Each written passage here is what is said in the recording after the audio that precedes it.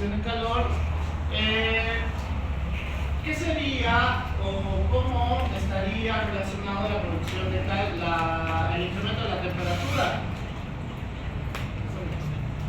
El incremento de la temperatura.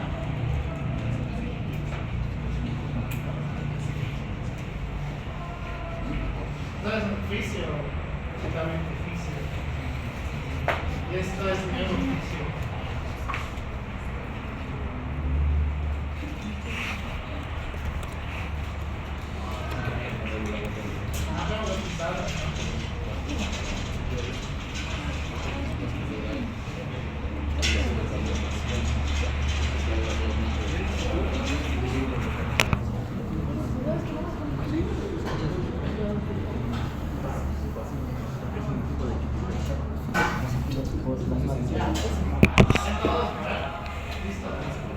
Entonces, aquí nos vamos a referir que el incremento de la temperatura va a estar relacionado con la velocidad en la cual vamos a llevar el incremento de la temperatura, ya sea a través de cualquiera de estas vías. Es decir, la fórmula nos dice que al incremento de la velocidad, pues vamos a tener una disminución de la temperatura, mientras que de la velocidad la velocidad del calor, vamos a tener una disminución de la temperatura, mientras que una disminución de la velocidad del calor, vamos a tener un incremento de la temperatura corporal en grados centígrados. ¿Ya? ¿Por qué? ¿Por qué? Porque tenemos que ver otra cosa.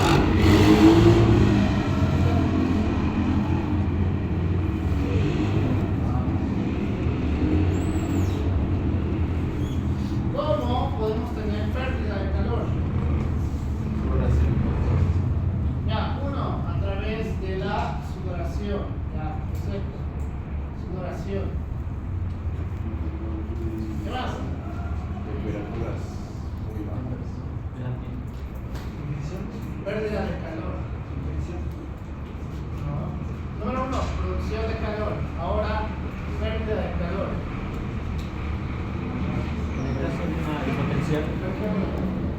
Una hipotensión puede decir. Eso es diferente, pero te voy a explicar. ¿Hipertensión? Pérdida de calor. Decías, cuando Federico decía que al estar en contacto con otras superficies también pierdes calor. Ahorita les voy a explicar todo. Vasoconstricción. ¿Por qué la vasoconstricción?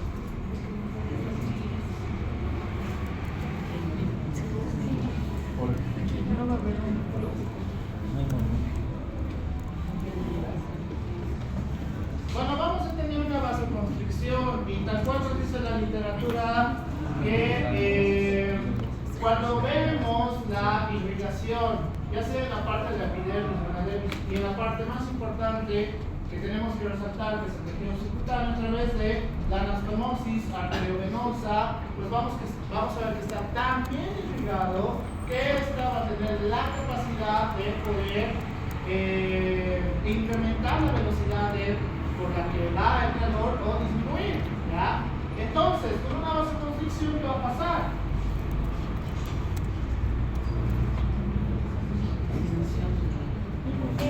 Aumento o disminución de la velocidad. Aumento de la velocidad, ¿ya? Aumento de la velocidad del calor. Entonces, si tengo un aumento de la velocidad del calor, ¿qué va a pasar? Disminución de la temperatura corporal. ¿Por qué? Y ahorita vamos a ir a esa parte. Que técnicamente los lugares más lejanos del cuerpo pueden ayudar a dar sangre a los lugares más lejanos. Ahorita, pero que no está relacionado tanto con eso. Es que mediante vayas irradiando el calor, por ejemplo ahora, cuando está abierto las dos ventanas y la puerta, ¿se tiene frío o calor? Frío. Ahora que he cerrado dos vías y ya no hay un cruce de aire, ¿sienten que la temperatura sube o baja? Bien, entonces La vasoconstricción hace que irradiemos calor. ¿Qué es muy lógico? Que si estamos solos, que irradiamos calor en una habitación así de grande, va a disminuir la temperatura. Pero si tenemos un montón de personas haciendo exactamente lo mismo, ¿qué va a pasar? Vamos a calentar el ambiente. Vamos a calentar el ambiente. Y la parte que a la mayoría les interesa cuando hablo de esto. Retención, ¿verdad? El calor. Retención.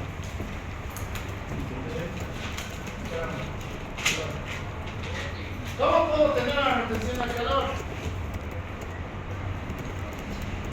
Hay dos vías, pero una lógica. ¿Puede ser el tejido adiposo? Bien. El tejido adiposo. ¿Por qué? ¿Por qué el tejido adiposo va a causar una retención del calor? Porque la misma literatura nos dice que si la velocidad del calor va a ir aproximadamente 3 veces por el incremento de la vasoconstricción, a mayor tejido adiposo, estas 3 veces se va a volver solamente una. ¿Por qué? Porque a pesar de que estemos llevando toda la emanación de calor abruptamente, el tejido adiposo es como si retuviera como contra la pared, ¿ya? Toda esa emanación de calor. ¿Y qué genera? Que tengamos una retención en la zona del tejido adiposo y que normalmente pasa en estos casos. Otro estímulo hacia las glándulas sudoríparas y empiezan a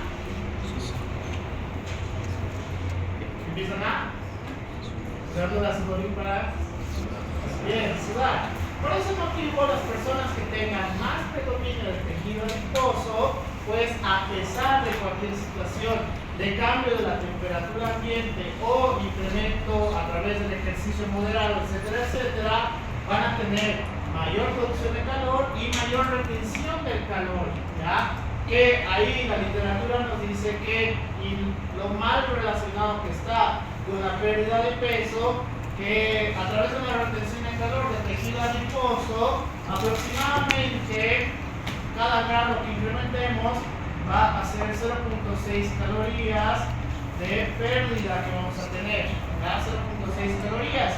Y ahí ya sé lo que la mayoría supone, y un montón de cosas de ventas que han tenido a continuación. Es más calor, más pérdida de peso, pero no funciona así. ¿Por qué? Solo te deshidratas. Porque ¿qué pasaría si incrementamos abruptamente el nivel de la temperatura interna?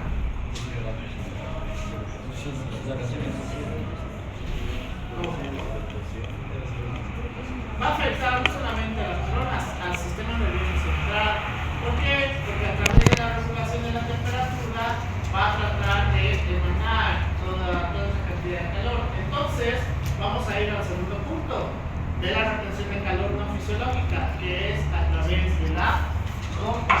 Así como fuera el tejido adiposo, si qué sé yo, estamos en primavera, aunque no parezca, estamos en primavera, hace 25 grados afuera y casualmente hay un frío dentro entre ustedes y vienen con una chaqueta enorme y con el calor corporal que están irradiando ustedes, ¿qué va a pasar? El ambiente va a estar mucho más alto que la temperatura ambiente. Entonces, a esa persona que está demasiado abrigada, ¿qué le va a pasar? Incremento de la temperatura interna. ¿Por qué? A través de la retención del calor. ¿Y qué te dice el Guyton y el Harrison? Que cuando combinas el tejido adiposo y la ropa, pues vas a tener un incremento abrupto de la temperatura y a través de la anastomosis arteriovenosa va a ser insuficiente la vasoconstricción para el incremento de la velocidad del calor. ¿Por qué? Porque vas a seguir reteniendo calor. Entonces, ¿cuál es el problema? Y aquí ya se algo que hacen los pacientes, incluso con otros colegas que hacen eso, que es abrigarse cuando están enfermos para empezar a sudar y expulsar todos los bichos, ¿no ven? Así me decían esos pacientes para colegas también. ¿Por qué estaría mal esa práctica? Ahora que sabemos esto un poquito más de tecnología.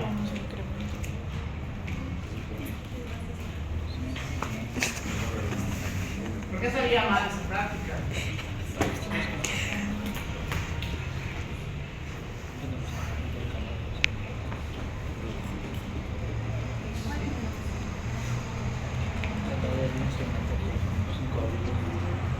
Porque si estás enfermo, obviamente el agente causal no puede sobrevivir más allá de los 40 grados centígrados, pero irónicamente su organismo tampoco puede sobrevivir más allá de los 40 grados centígrados. Entonces, cuando tratas de hacer esa clase de prácticas y hacer una reducción del calor en tu organismo, puedes empezar con otros trastornos. ¿Cuáles? Es uno de los más comunes. Trastorno hidroelectrolítico. Después, eso sería mucho más grave, pero puede ser las condiciones cuando ya vamos a llegar a una crisis total. El alma de ustedes no los deja descansar. Entonces, vamos a ver que la correlación que vamos a tener entre la conducción del calor con la piel, pues al inicio vamos a tener una vasoconstricción según la temperatura ambiente, que ¿cuánto es lo que podemos tolerar sin cambios internos? Según lo que nos dice Guyton, es hasta 25 o 30 grados de la temperatura ambiente y hasta 10 grados de la temperatura ambiente. Si estamos desnudos, lo voy a buscar tal cual dice el libro. Si estamos desnudos y hay 25 grados en el ambiente, ¿mi temperatura cuánto va a ser? Mi temperatura interna.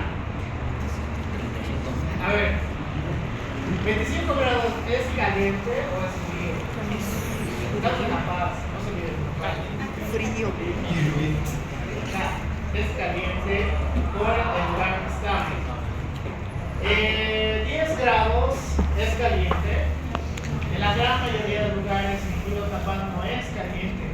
Entonces, ¿qué te dice el libro? Que a pesar de los cambios que tenemos con la vasoconstricción y vasodilatación de la temperatura ambiente entre los 10 hasta los 25, pues vamos a tener cambios con la vasoconstricción y la vasodilatación, pero el cuerpo va a tener la capacidad de mantener en 36.2 hasta 37.2 de temperatura corporal interna, a pesar de que estén desnudos, tomando el sol o en pleno frío estén desnudos igual, el cuerpo tiene la capacidad de mantenerlo, obviamente no todo el día, sino que en situaciones de riesgo tiene esta capacidad, por eso se mantiene una vasoconstricción en esos grados de temperatura.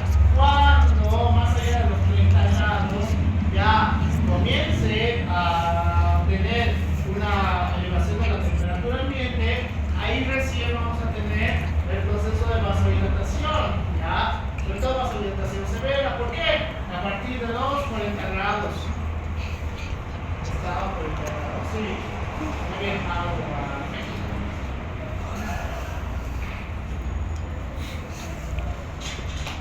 Ahí estaba 40 grados ambiente.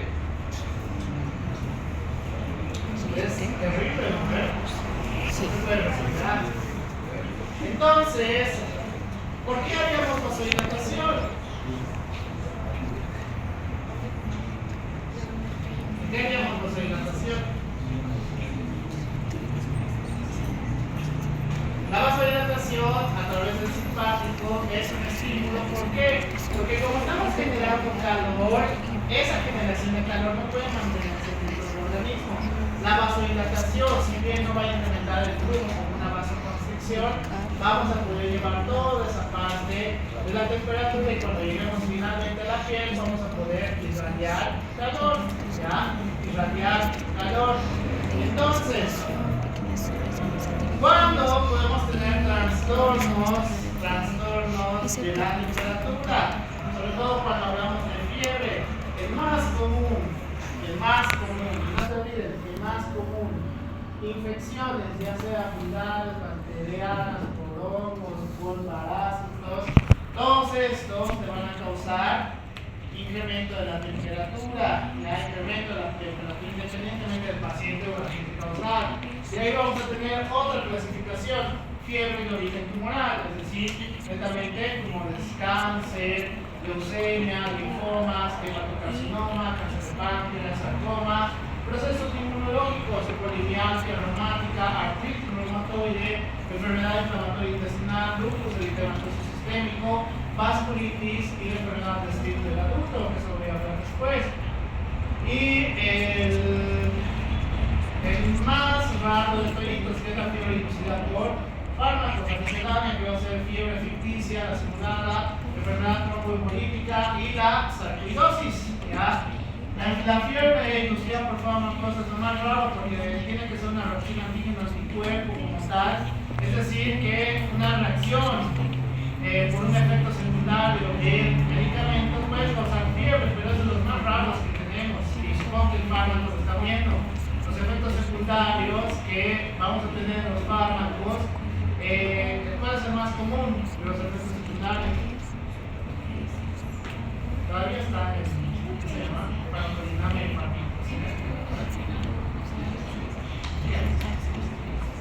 ¿ya está? Entonces, cuando en la gran mayoría de efectos secundarios de los fármacos está principalmente relacionado ¿qué? Hígado. ¿Qué? El hígado. Hepatotoxicidad, doctor. No. Bien, alergias, eso es más común. La hepatotoxicidad va a estar directamente relacionada con la farmacocinética o la farmacodinamia, no con lo otro. Entonces, ahora sí, vamos a hablar de esta parte, que es cómo podemos tener la pérdida del calor, ya la pérdida del calor, en la cual, pues, en el 60% de los casos vamos a hablar de la radiación a través de las ondas de calor, es decir, en un día caluroso y que estén en un lugar que no tiene regulación de la temperatura del ambiente, por ejemplo, en la universidad, en las aulas, ¿qué pasa? Empiezan a irradiar calor por el incremento de la producción de calor. ¿Ya? En este caso, si la temperatura ambiente se incrementa, ¿cuál sería la vía de producción de calor? Fisiólogos.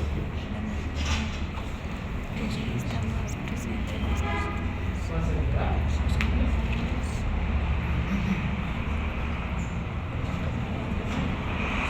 ¿Cuál sería? Ya, uno, tasa metabólica basal. ¿Qué más?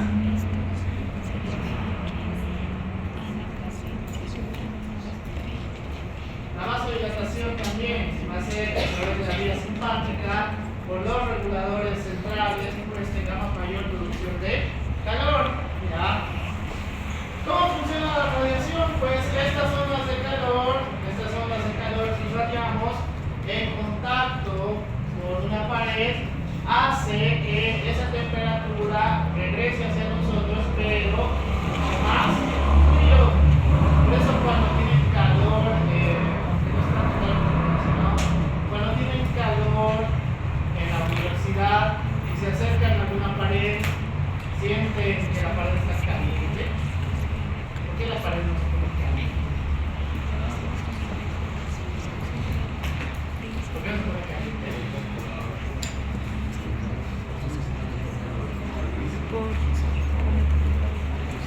Al ser un objeto inanimado, tendría que llegarle una fuente de radiación de calor directa.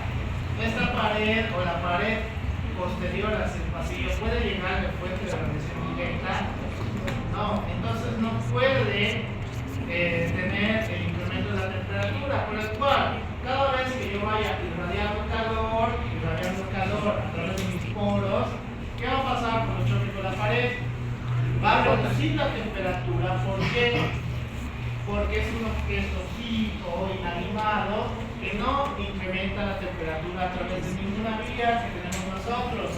Muy diferente a, supongo que les ha de pasar alguna vez, que han tenido que dormir con alguien más, que sé yo, sé que varios de ustedes tienen sus roomies, o han dormido con su pareja, o con sus papás en un viaje, o con sus familiares, etcétera, etcétera. ¿Qué pasa cuando tienes una persona que mientras duerme irradia calor? ¿Qué les pasa a ustedes? Te empieza a hacer calor. ¿Qué? Te empieza a hacer calor. Bien. A diferencia de la pared,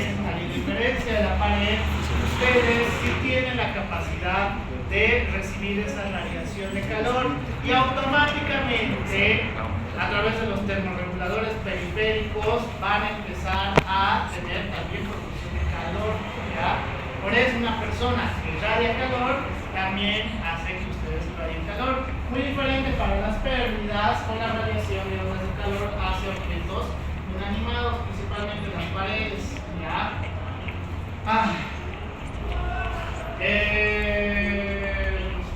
Evaporación, que es el más común.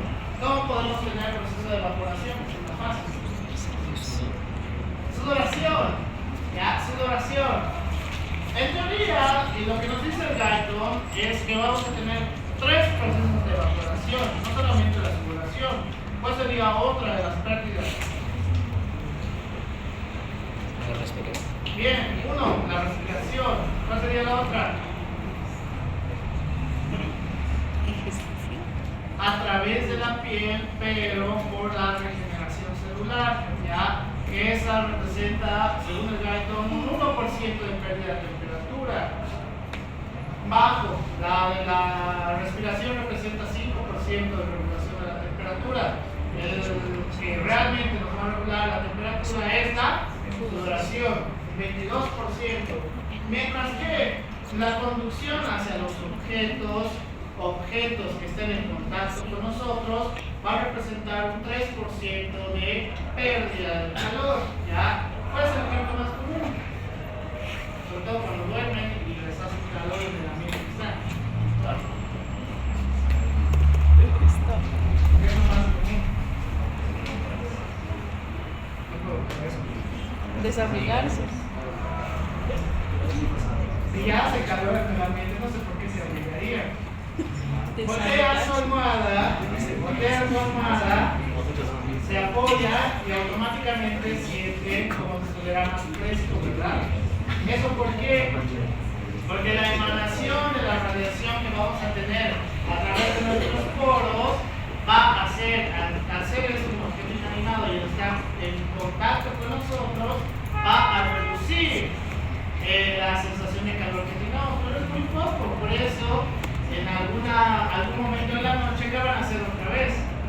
Van a volver a voltear, ¿ya? ¿Por qué? Porque en ese caso la almohada sí tiene capacidad de calentarse, ¿ya? Con la radiación de su cuerpo. Y el último y el más raro, que son la conducción a la atmósfera y las corrientes de aire, que ahí se explica cuando utilizamos el... Uy, se me dio el nombre. Bien. Ventilador. Cuando hablamos de la atmósfera, la conducción que hacemos a la atmósfera, sobre todo en ambientes abiertos, pues como no va a haber una recepción de la radiación que tenemos, esto va a hacer que se reduzca la temperatura cuando a través de los receptores periféricos entremos en contacto con ellos, ¿ya? Entonces, las corrientes de aire, que es la convección, cuando sentimos un aire frío a pesar de que no sé, nos obliga a ir hasta el 5.º piso y bajar hasta el mezzanine, ¿qué va a pasar si salen y sienten un aire frío? ¿Se sienten más o menos caliente? Bien, menos. ¿Por qué? Porque la conducción de la atmósfera va a ser una reducción o una salida o pérdida de calor a través de la misma radiación, ¿ya? Así que tenemos otras vías para la pérdida de calor. Y aquí ya sé lo que me han enseñado en pediatría, pero nunca me habían explicado el por qué. Gracias a que doy un beneficio, lo entiendo. ¿Qué es? Al pediátrico, si tiene el incremento de la temperatura, ¿qué tengo que hacer? Soltarme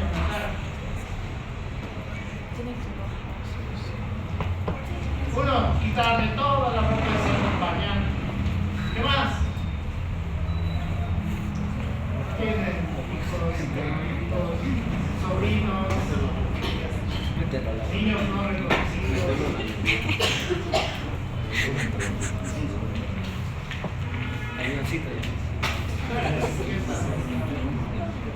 ¿Qué haces ya? Ah, feliz.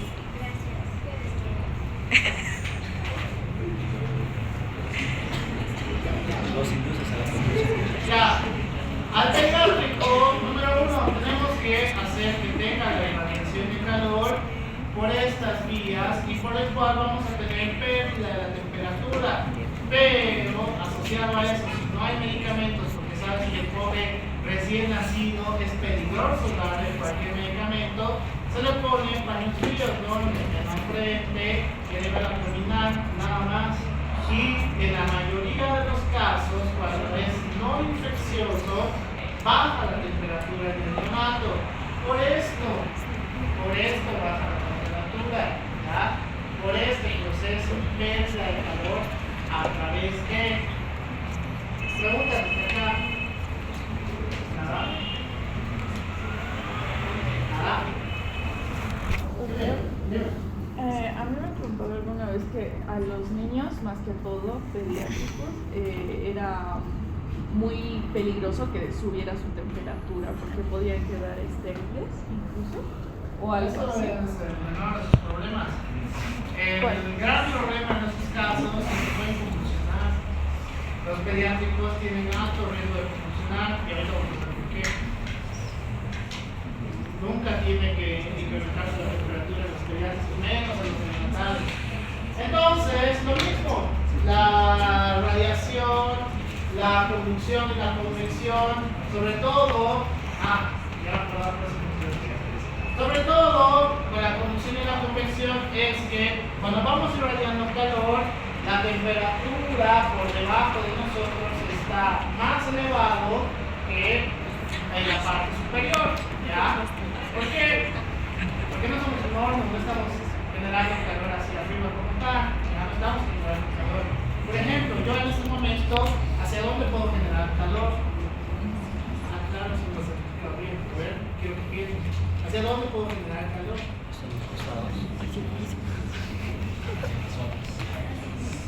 ¿Por qué?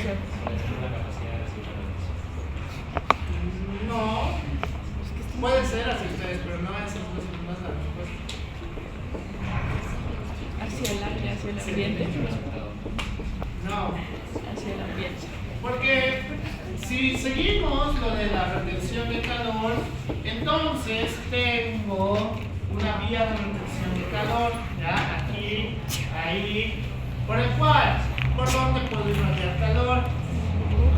Bien, por los brazos y por la cara, ¿ya? Por la cara. Entonces, en ese caso, ¿hacia dónde voy a poder irradiar calor? Uno, como su compañero decía, hacia ustedes, podría irradiar calor y hacia donde mueva mis brazos, podría irradiar calor hacia arriba. No. ¿Lo piensan? No, ¿por qué? ¿Por qué? Por dos motivos que ya les he dicho. ¿Por qué no podría irradiar calor hacia arriba como si fuera un horno?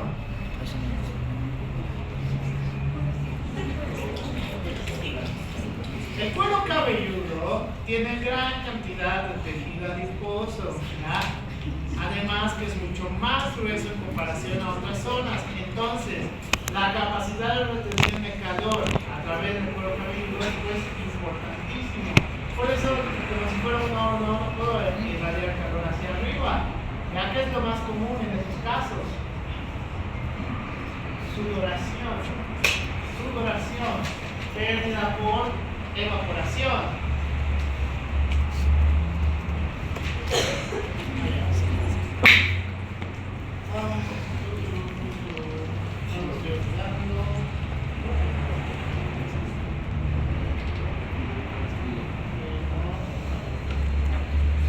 Entonces, ahora que vamos a hablar del proceso de la evaporación, ¿qué es lo más importante que debemos saber de estos aspectos? Que es la glándula sudorípara. ¿Por qué? ¿Por qué la glándula sudorípara? ¿Por qué?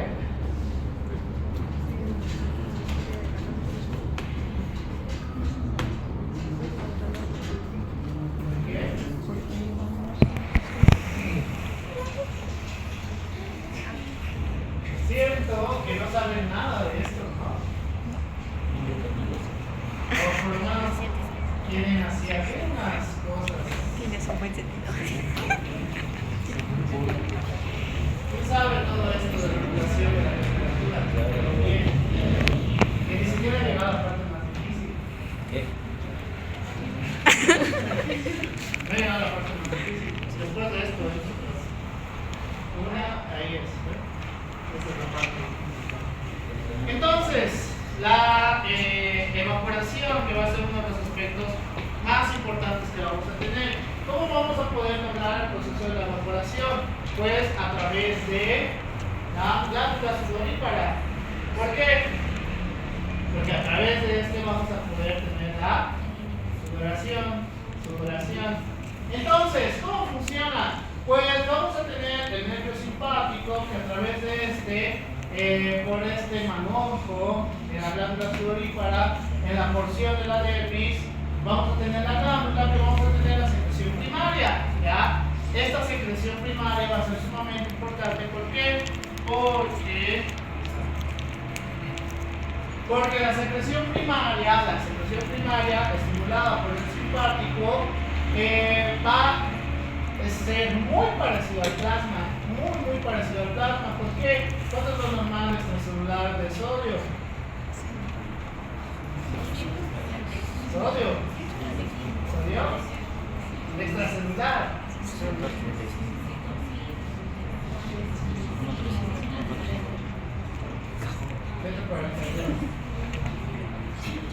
Cuando hablamos de la glándula sudorípara, nos dice que aproximadamente el sodio va a estar en 140 en la pérdida, cuando es la pérdida simpática, ¿ya?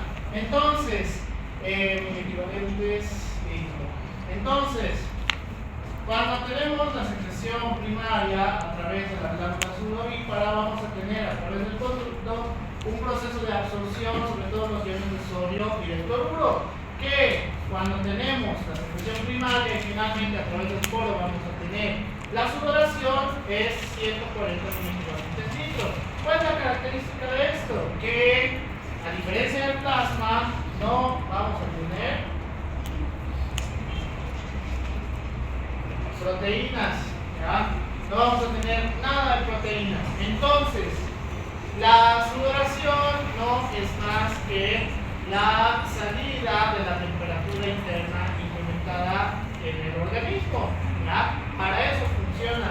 Por el cual, ¿cuál sería el estímulo del nervio simpático para la glándula sudorípara? ¿Qué? El estímulo. Para el nervio simpático a nivel de la glándula sudorípara. ¿Qué? A ver. No exceso.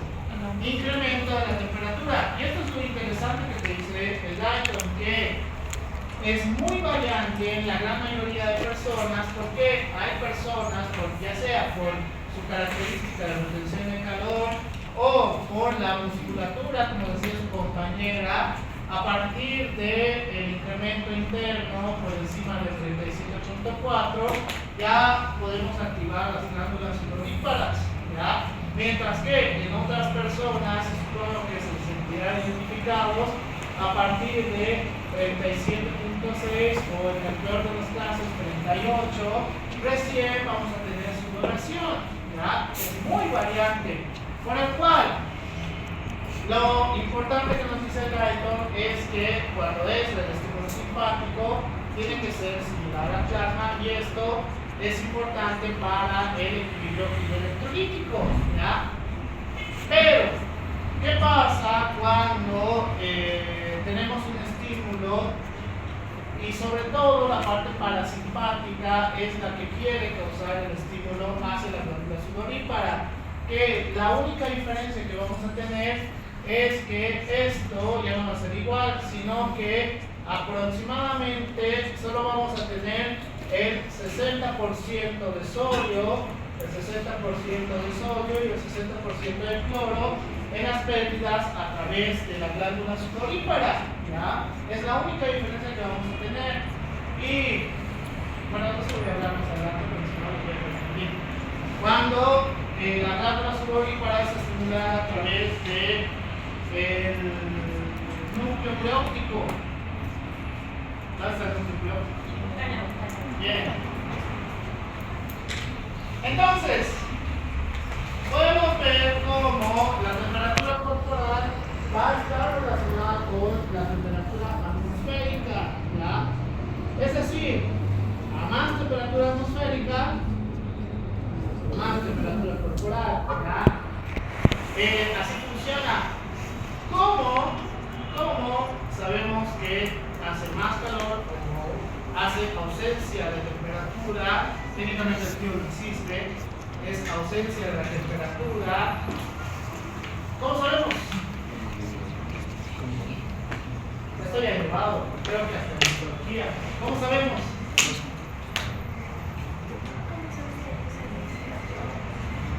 ¿Cómo sabemos?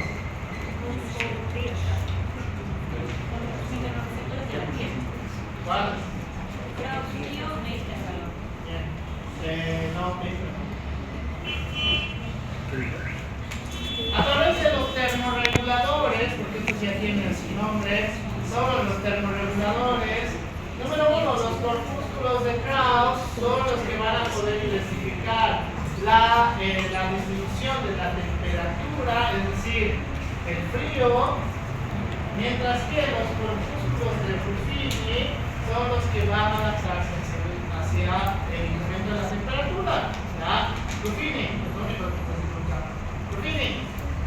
Krauss y Ruffini, ¿ya? Termorreguladores. ¿Qué es lo irónico con lo que nos dice la literatura? Que los reguladores internos, vamos a tener en un 80%, inclusive contando los termorreguladores periféricos, van a ser exclusivamente para el incremento de la temperatura en grados centígrados, mientras que solamente un 20% para la distribución de la temperatura. 20%. ¿Por qué? ¿Por qué creen? Por lo anteriormente mencionado.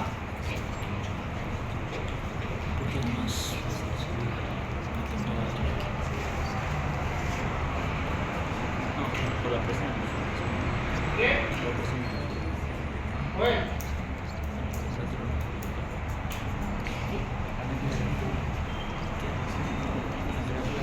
Fernanda. Gracias. Ríos. Jason. Mauricio. Katy. Isabel.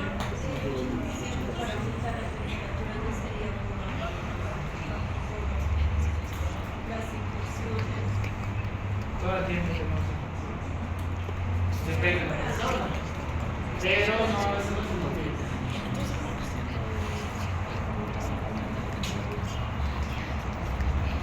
¿Cuánto? No puede ser por la cantidad de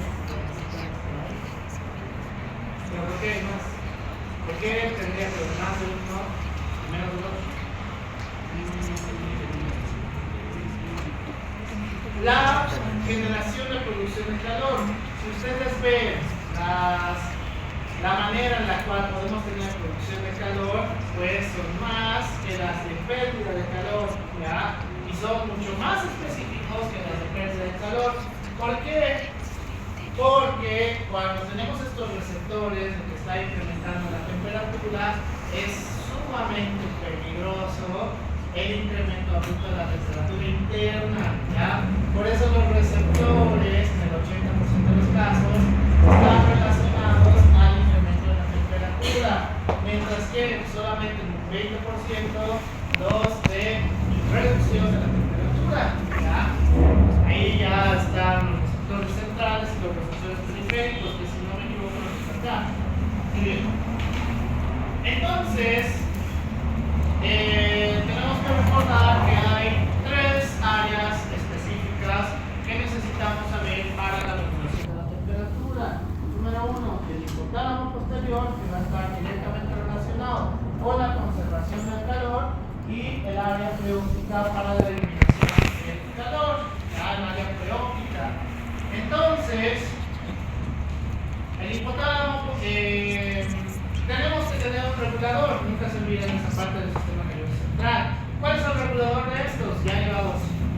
atención.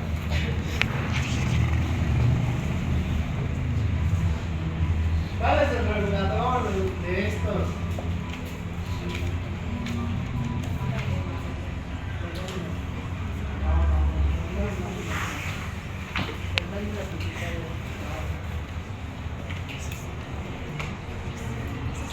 ¿Bien?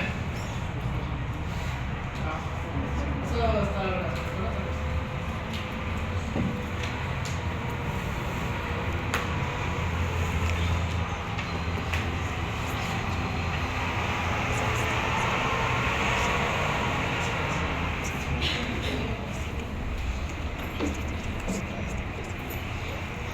El hipotálamo anterior va a hacer una regulación de estos dos. ¿Por qué? ¿Qué pasaría si necesito tener una conservación del calor? Porque viene el frío de La Paz, qué sé yo, viene el frío de La Paz, pero resulta que me estoy abrigando como un esquimal y solamente el estímulo a través de los neuroreceptores periféricos por la vía ascendente llega hacia el hipotálamo posterior. ¿Qué va a pasar si no tengo una regulación? ¿A qué me refiero por regulación? Me abrigo, ¿ya? ¿Van a estar calientes o fríos? Calientes. Depende de la persona, pero va a incrementar la temperatura.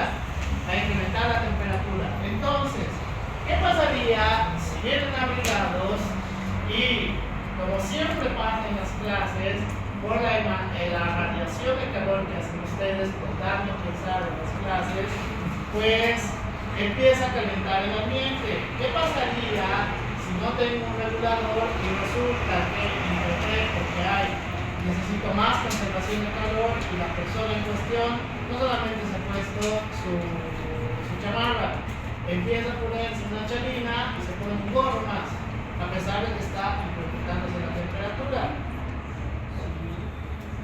No. ¿Qué está? Golpe de calor. No fiebre per se, vamos a tener un incremento de la temperatura que ahí puede dañar al organismo a través de procesos proinflamatorios, ¿ya?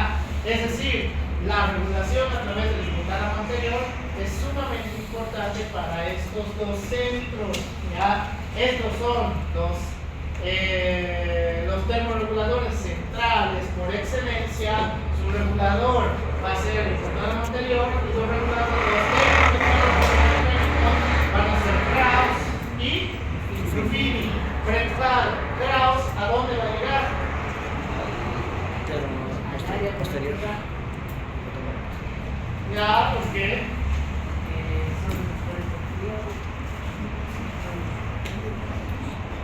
A ver, ¿por qué Ruffini llegaría al hipotálamo posterior?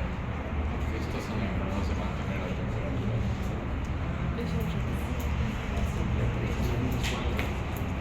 Siento que hay algo de falta de información ahí. ¿Cómo funcionan los receptores?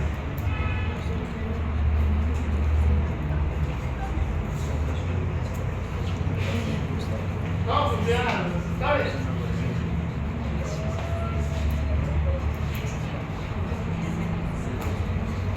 ¿Cómo funcionan los receptores? Ya tengo una nueva tarea, esta tarea va a ser después. ¿Cómo funciona? Reducción. ¿Eh?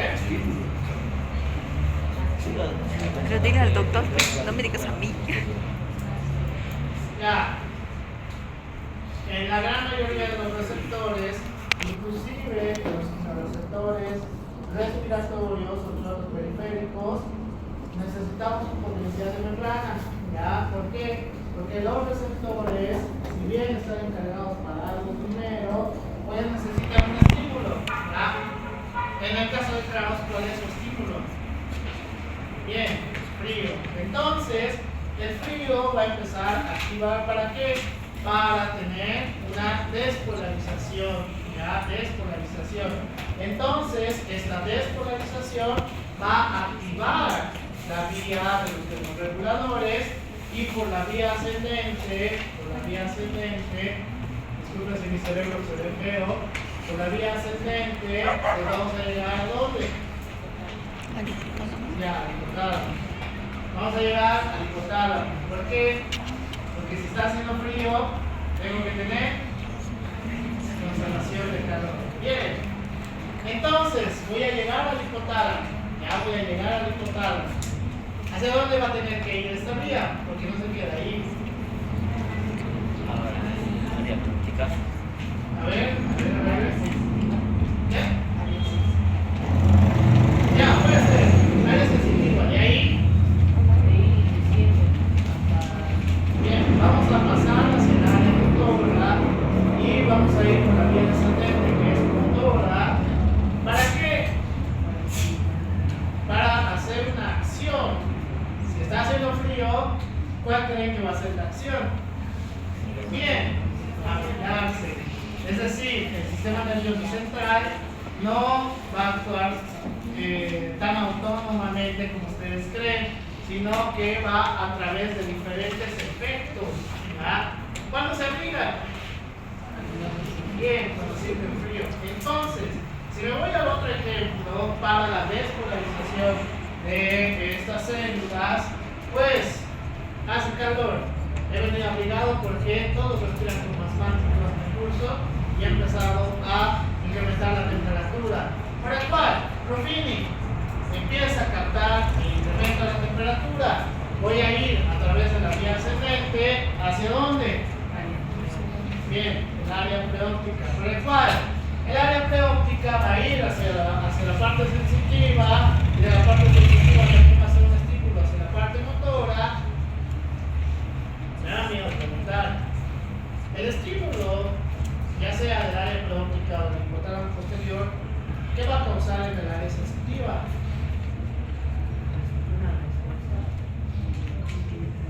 ¿Qué tipo de respuesta? En el área sensitiva se haría consciente el frío Bien. o el calor. Sí o sí tiene que llegar al área sensitiva porque tenemos que tener conciencia de que está haciendo frío o conciencia de que está haciendo calor. ¿Ya? Entonces, llegamos al área sensitiva. ¿Por qué tiene que pasar ese mismo estímulo en la unión que tenemos entre el área sensitiva y el área motora? Porque si he llegado abrigado y empieza a subir la temperatura en el curso, ¿qué voy a hacer? Bien, quitarme todas esas prendas que están causando calor porque en el mismo ambiente está causando calor. ¿Ya?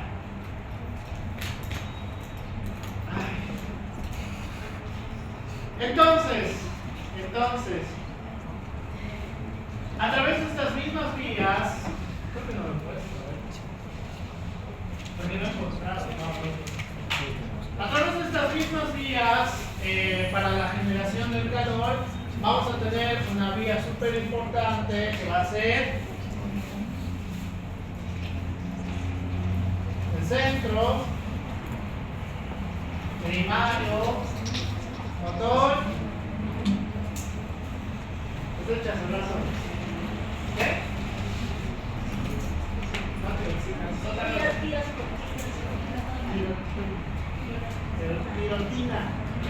Tirotina. Centro primario motor de la tirotina. Suena a una hormona, pero no es una hormona. ¿Dónde se encuentra el centro primario motor de la tirotina? No. Va al músculo, la parte motora, es diferente. El centro primario motor de la tirotina se va a encontrar muy cerca al área preóptica, pegado hacia el tercer ventrículo, por el cual, cuando estimulamos a través de los termorreguladores de Ruffini, a través de los de Krauss, que es los que van a detectar el frío, se estimula este centro, ¿ya? Entonces, este centro va a ir primero hacia el área sensitiva, hacia el área sensitiva, ¿para qué? Para tener la conciencia del frío. Y entonces voy a ir, ese mismo estímulo va a ir hacia la parte motora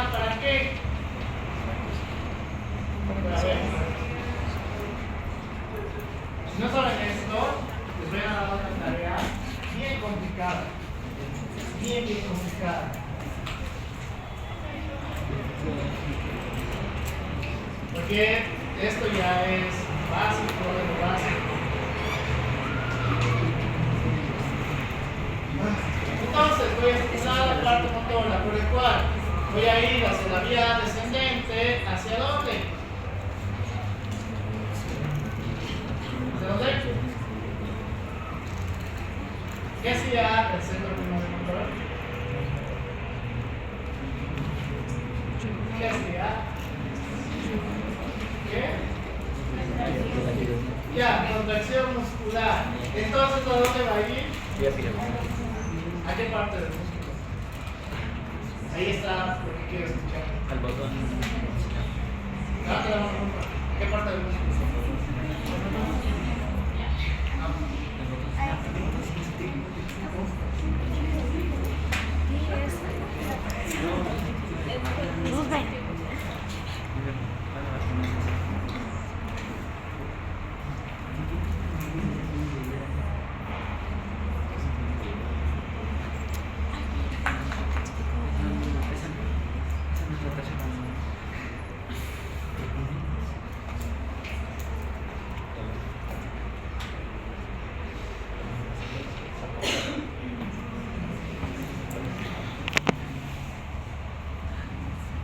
¿A dónde va a llegar?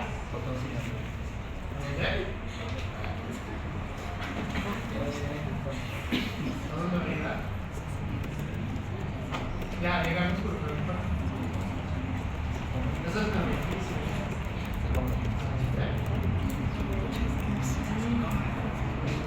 Si lo escribo, No. voy a dar la-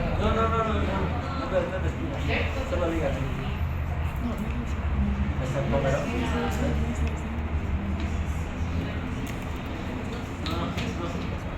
No, algo así. Ah, luz Muscular. ¿Ves?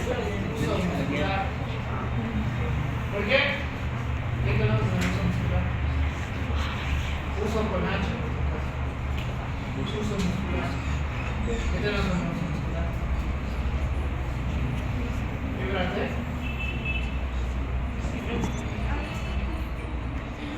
Eso es trampa, pero ya, los vibrantes. Pero, ¿qué tenemos ahí de importante? Sarcófago semido, profundo. No. Eso es más profundo, eso es otra cosa. Así está el botón. Estoy hablando del beneficio, no me egoísmo.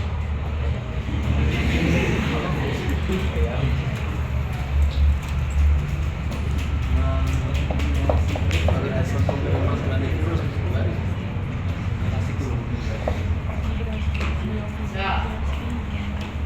Vamos a tener diferentes células en esta parte en la cual, a través del uso muscular, que es todo esto,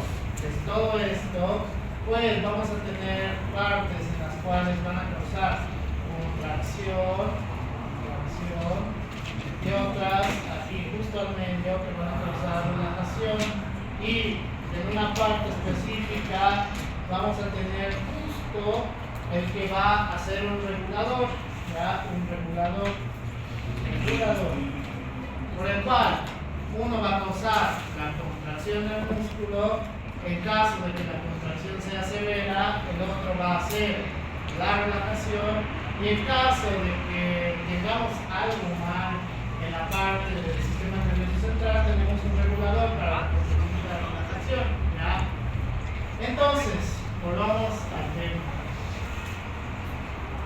Tenemos el centro primario motor de la miotina, ¿ya? Entonces, este va a causar estímulos. ¿Para qué? Contracción muscular. ¿Para qué? Contracción muscular, ¿ya? Para tiritar, ¿ya? Pensar, eso es tiritar. ¿Por qué tiritamos? ¿Cómo? A ver, otra vez. A ver, otra vez. ¿Qué hace la contracción muscular? Genera calor por medio de la fricción. ¿Qué? Puede llegar a generar calor por medio de la fricción que se puede dar. Fricción. Esto es fricción. Ah, sí, es Contracción. relajación. Ya. La contracción muscular, como les había dicho en un principio, pues en la parte celular, a mayor uso de ATP a través de las células, pues va a causar que tengamos mayor generación de calor, ¿ya? Generación de calor. Entonces, las contracciones, celularmente hablando, van a causar mayor uso de ATP, por el cual, a través de las contracciones, vamos a tener mayor generación de calor, ¿ya? ¿Qué es lo irónico de este centro? Este centro no se activa todo el tiempo. ¿Por qué? Porque la generación de calor a través de este está regulado cuando empieza a bajar la temperatura más allá de los 36 grados. De manera interna me refiero, no ambiental, de manera interna, ¿ya? Cuando ya en la parte interna siente que empieza a bajar, puede estimularse este centro. Por eso, cuando sienten frío, ¿qué pasa? Empiezan a temblar, ¿ya? Empiezan a temblar. ¿Por qué? Porque estamos estimulando este centro. Entonces, ¿quién nos? A ver, levante la mano. ¿Quién sabe? Y le voy a preguntar. ¿Cómo funciona el uso muscular en todas sus partes? Y tiene 5 partes.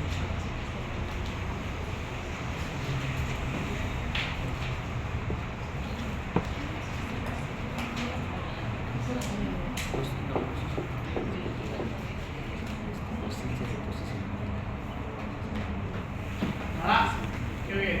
Entonces su tarea va a ser esto sí es neuroficio básico, que en teoría debería ser sí o sí, porque es que aplica a todo aplica. Ya, entonces,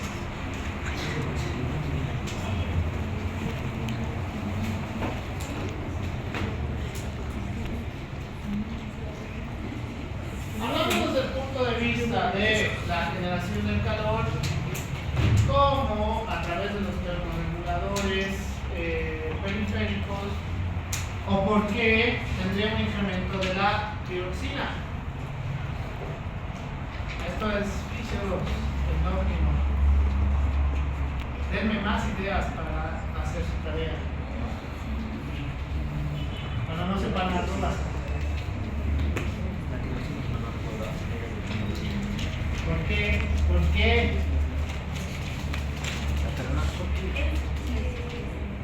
Vuelvo a preguntar para los que no han escuchado. Porque los termorreguladores, para más generación de calor, necesita activar la tiroxina, ¿qué quiero decir? No.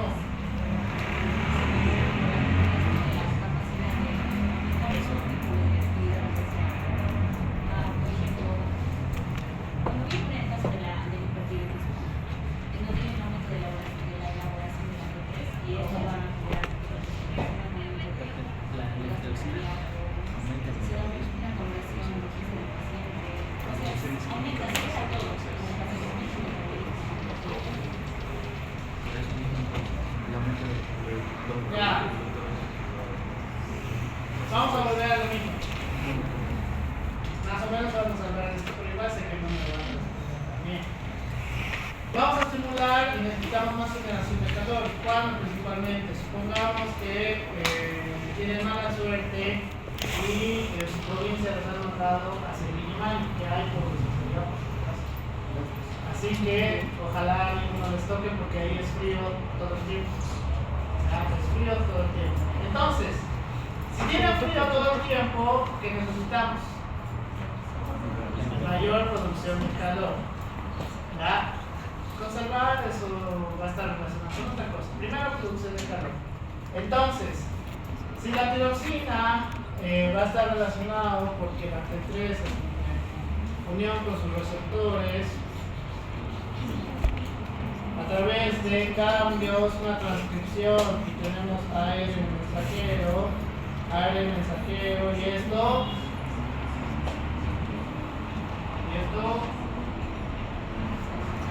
¿Verdad?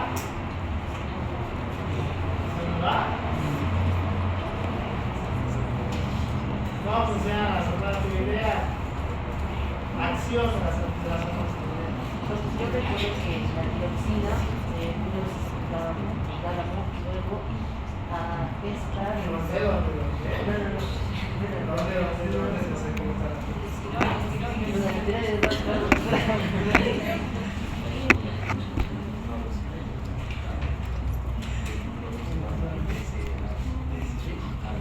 Vamos a tener un proceso de retroalimentación, ¿ya? Recuerden, la T3, entonces ARN mensajero, una transcripción del ADN, y entonces vamos a empezar a hacer acciones como tal, ¿ya? Por el cual, una acción de las hormonas tiroideas, la T3.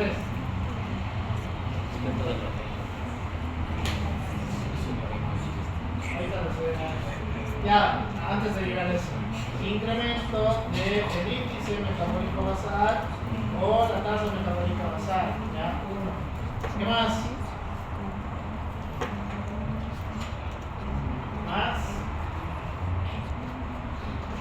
Estimula el crecimiento, no les voy a preguntar cómo porque sé que no me lo van a decir. Estimula el crecimiento, ¿qué más? Cardiovascularmente hablando. Bien, aumenta el gasto cardíaco, ¿qué más?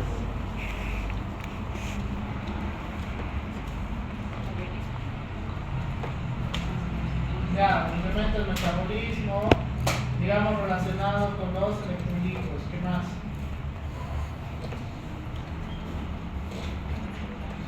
¿Qué? No, eso está relacionado con el índice metabólico basal. Ya, ahora a lo que quiero llegar. ¿Qué hace el índice metabólico basal para incrementar el índice metabólico basal?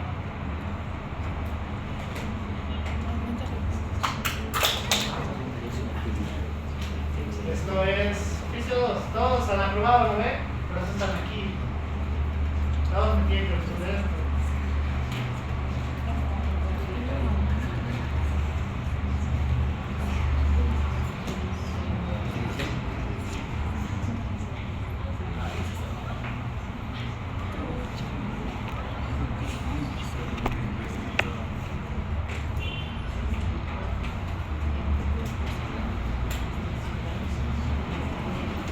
Incremento de la gluconeogénesis e incremento de la glucogenólisis.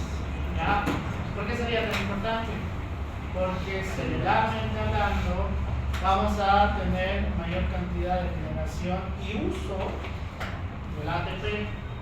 Entonces, celularmente hablando, pues esto va a subir el índice metabólico basal, además de que una reducción del tejido adiposo y mayor generación de ácidos grasos libres. ¿Ya? Esto es otra cosa, pero igual es importante. Entonces, índice metabólico basal, por el cual, ahí recién, que se ha confundido, vamos a hablar del eje. ¿Cómo funciona el eje?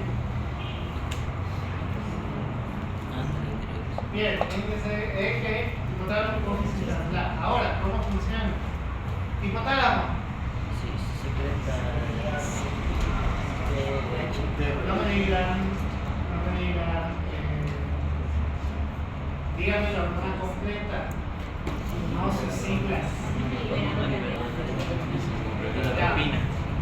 Hormona liberadora de la tirotropina. ¿Hacia dónde tiene que ir? Hacia la hipófisis. No. Hacia allá, hacia la hipófisis. ¿Dónde? La hipófisis. Ya, ¿dónde? No.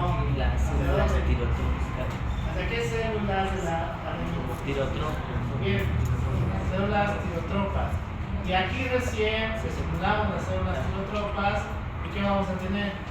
Con la hormona estimulante de la tiroides. ¿Qué? La TSH hormona Bien. No hormona tiroidea todavía. TSH. Entonces, recién la TSH va a ir. No les voy a dedicar todo eso porque es largo.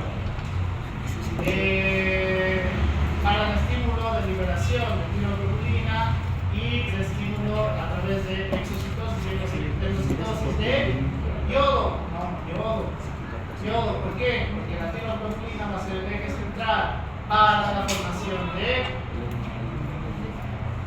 monoyodotironina y diyodotironina.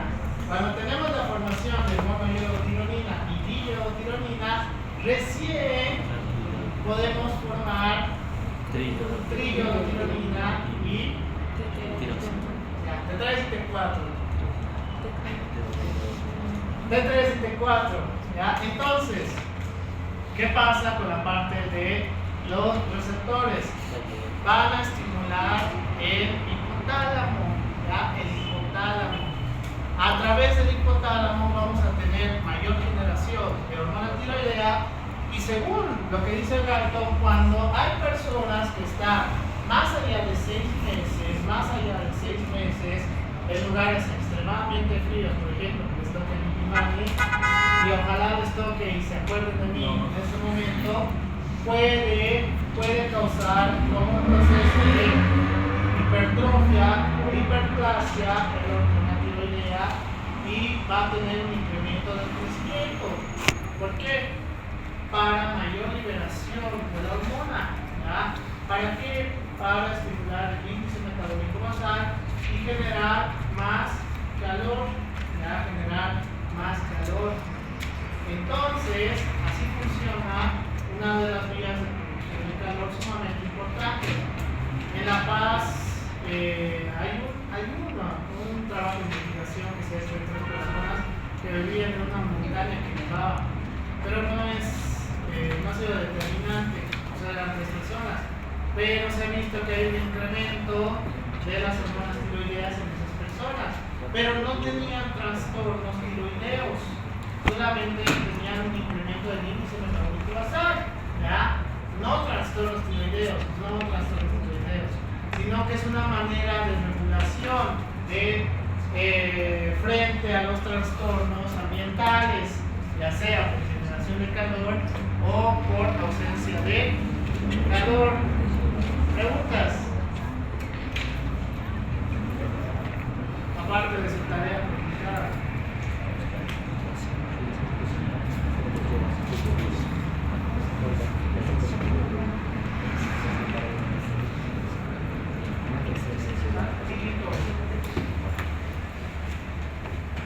Voy a dar palo con las cosas que voy descubriendo que no sabe,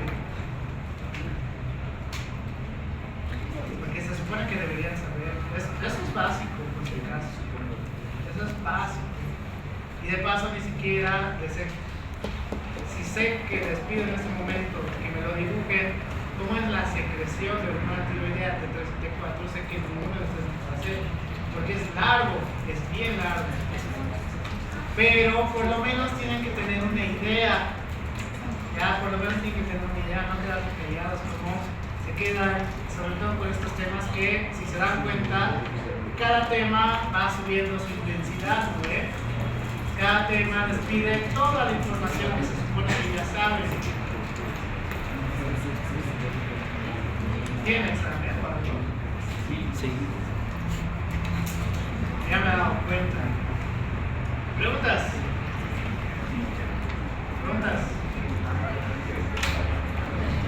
Nada. Ya. Esta es la parte fisiológica que voy a añadir algunas otras cosas para la próxima clase. Sería lunes. Ya, sería lunes. Más bien, sabía que iba a tardar en esta cosa. Entonces,